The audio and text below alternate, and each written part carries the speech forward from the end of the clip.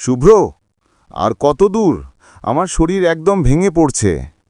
দাদা, Google map বলছে আর মাত্র 1 কিলোমিটার, কিন্তু এই রাস্তাটা ঠিক লাগছে না। ম্যাপে তো এরকম ভাঙা রাস্তা দেখায়নি।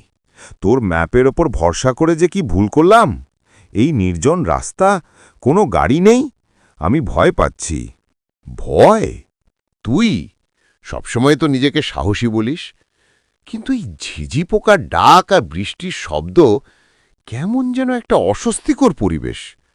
অমিত, ওটা কি? কোন দিকে? কিছু তো দেখতে পাচ্ছি না। আরে, উনি তো একজন মানুষ। চল, ওনাকেই জিজ্ঞেস করি রাস্তাটা কোন দিকে যায়।